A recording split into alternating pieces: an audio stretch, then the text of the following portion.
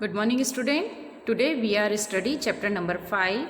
The chapter name is Rulers and Buildings in your history book, and it's my lecture number 3.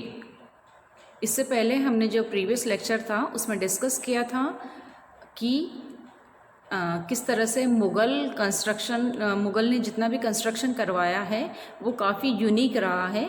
Today our topic is garden, tombs and forts.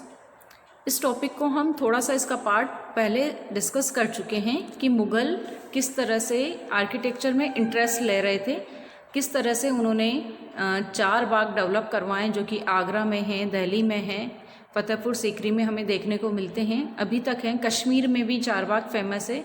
ये मुग़ल का construction था कि gardens को 4 section में divide करके बीच में एक water canal develop करना, ये मुग़ल का ही कॉन्सेप्ट था. ये हमने देखा था. इसके बाद हमने टॉम्ब के बारे में पढ़ा था. हुमायूं का जो मकबरा था वो किस तरह से बनाया गया था. बीच में हुमायूं का मकबरा था, उसके आसपास 8 रूम बनाए जाते थे उसको कवर करते हुए, और गार्डन उसके बाहर गार्डन बनाया जाता था. और इसके बाद हमने स्टडी किया था इसमें शाहजहाँ के बारे में कि शाहजहाँ ने अपना सिंहासन बनाया था.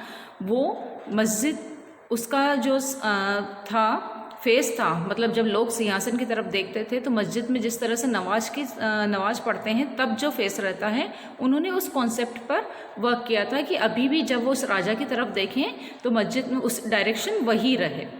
ठीक है, तो इस तरह से हमने देखा था कि किस तरह से डेवलप हुआ है. देन आज हमारा जो टॉपिक है उसी को थोड़ा सा आगे कंटिन्यू करते हैं. इस टॉपिक में हम आज यहाँ से पढ़ेंगे in the early years of his reign Shahjahan capital was Agra.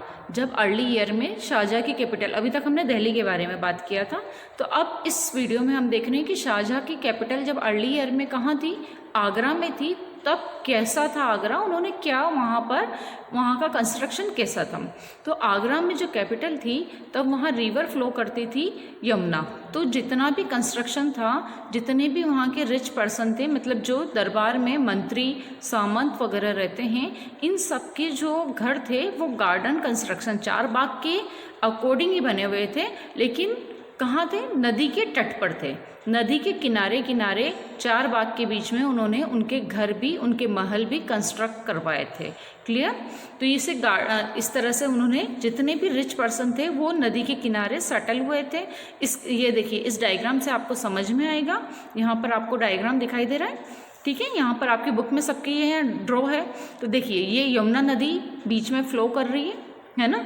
Yamuna नदी के दोनों साइड अगर आप देखेंगे तो गार्डन्स बने हुए हैं. गार्डन्स के बीच में महल भी बने हुए हैं, दिखाई दे रहे हैं. बहुत छोटे हैं, बट आप अगर गौर से देखेंगे तो आप इसके स्ट्रक्चर को समझ पाएंगे कि किस तरह से उन्होंने कंस्ट्रक्शन किया था. तो नदी को कवर करते हुए नदी के दोनों किनारों पर जो वहाँ के पावरफुल पर्सन था उनके महल बनवाए गए थे. ठीक है, क्लियर है.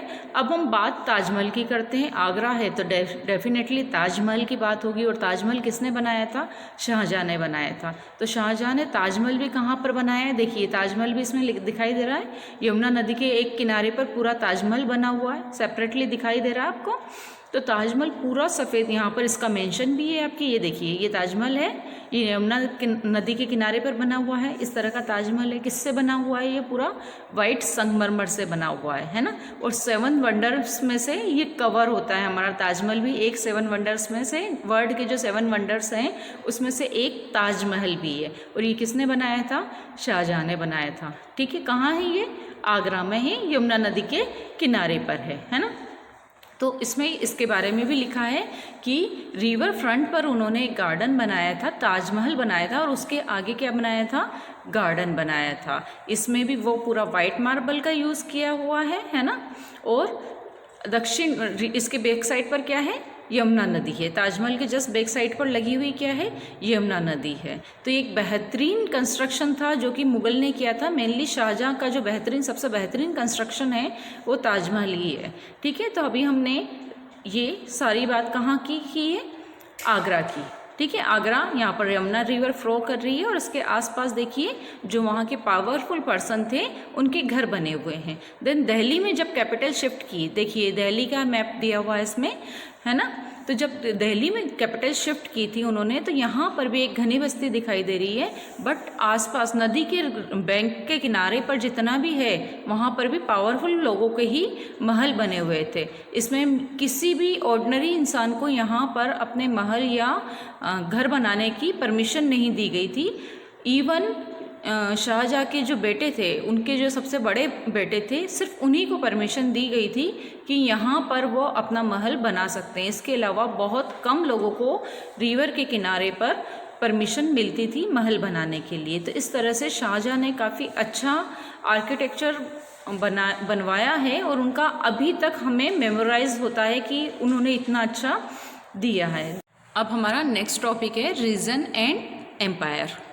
देखिए, जितने भी ये इतने कंस्ट्रक्शन हो रहे थे, इतने भव्य कंस्ट्रक्शन हो रहे थे, तो हम जो भी लोग इन्हें देखते थे इंस्पायर हो रहे थे कि हमें भी इस तरह का कंस्ट्रक्शन करवाना है। अगर हमारे पास कुछ वेल्थ है तो हम भी इसमें से कुछ चीज़ें जो स्पेशल उन्हें लगती थी वो भी चाहते थे कि उनकी यहाँ पर भी ऐसा हो। आज भी ये होता है ना, हम किसी की बहुत अच्छी चीज़ देखते हैं, देन अगर हम कुछ कंस्ट्रक्ट करवा रहे हैं तो वो हमें मेमोराइज होती है और हम चाहते हैं इस तरह से कुछ बनाएं हम भी। तो वहाँ के राजा भी एक दूसरे से इंस्पायर हो रहे थे।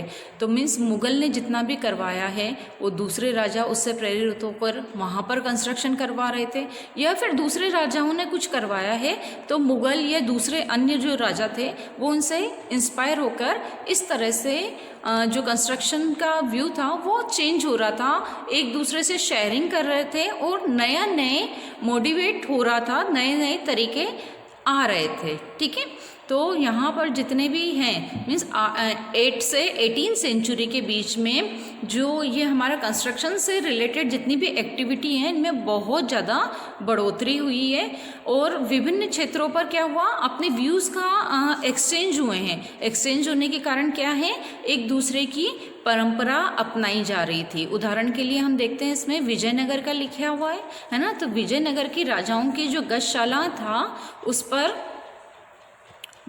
उस पर जो है बीजापुर और गोलाकुंड जैसी आसपास की जितनी भी आर्किटेक्चर था उसका बहुत ज़्यादा इफ़ेक्ट पड़ा है ना। और ये आपको दिखाई दे रहा है, एक मंदिर दिखाई दे रहा है, ये क्या है, वृंदावन के मंदिर की आर्किटेक्चर बताई है अपर साइड से कि किस तरह से आर्किटेक्ट किया है।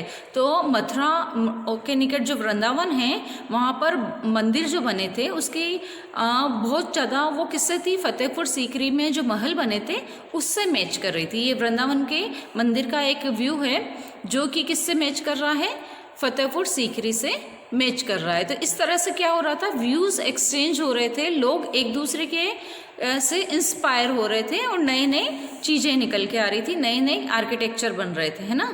तो जितने भी विशाल साम्राज्य थे उनके विभिन्न क्षेत्रों को उनके शासकों के अधीन ला दिया था। मीन्स क्या है, एक बड़े जितने भी साम्राज्य थे, है ना, उनके शासक थे वो सब एक दूसरे से इंस्पायर हो रहे थे, है ना, और एक्सचेंज कर रहे थे। तो इसमें हो क्या रहा था, ये देखिए दूसरा यहाँ पर भव्य दिखाई दे रहा है। तो मुग़ल ने जितना भी अपना भव्य निर्माण करवाया था वो उस शैली को बनाने में एक्सपर्ट थे, है ना। मुग़ल तो एक्सपर्ट हो ही गए थे, उनका क्या हो रहा था, व्यूज़ एक्सचेंज हो रहा था। जैसे बंगाल में जो क्या हो रहा, बंगाल के जो शासक थे, वहाँ के स्थानीय शासक थे, उन्होंने एक झोपड़ी के, उनका जो छप्पर था, जो छत दिखाई देती थी वो झोपड़ी की तरह दिखने वाली छत का निर्माण करवाया था, है ना। मुग़लों को ये बांग्ला गुंबद इतना पसंद आया था कि उन्होंने कई जगह पर इस तरह के गुंबद बनवाए। मीन्स मुग़ल का जो हम आज देख रहे हैं वो भी किसी न किसी से इंस्पायर हुए हैं। तो जो उन्होंने बंगाल में जाकर जब झोपड़ी नुमा वो देखा तो उन्होंने इंस्पायर हुए और उन्होंने अपने यहाँ पर भी क्या करवाया कि इस झोपड़ी वाला गुंबद बनवाया, इसको बोलते थे बांग्ला गुंबद, है ना। तो अकबर ने भी फतेहपुर सीकरी में जो अपना महल बनवाया था वो गुजरात और मालवा से इंस्पायर होकर करवाया था। तो इस तरह से एक दूसरे से एक्सचेंज हो रहे थे, इंस्पायर हो रहे थे। तो 18 सेंचुरी में मुग़ल शासकों की सत्ता धूमित हो जाने के बाद भी क्या हुआ, मुग़ल शासन तो चले गए लेकिन फिर भी उनकी जो आर्किटेक्चर था वो निरंतर यूज़ में आ रहा था। कई शासक उनसे इंस्पायर होके उनके भवनों, उनके महल, उनके फोर्ट जैसा महल बनवा रहे थे। तो इस तरह से इस लेसन में हमने देखा कि शासक रूलर्स के अलग अलग हो जाने पर आर्किटेक्चर भी बहुत ज़्यादा अलग अलग हुआ है। हर शासक के काल में अलग अलग आर्किटेक्चर देखने में आया है, जो कि काफ़ी भव्य रहा है, आलीशान रहा है। नेक्स्ट वीडियो में नेक्स्ट लेसन पढ़ेंगे। तब तक के लिए गुड बाय।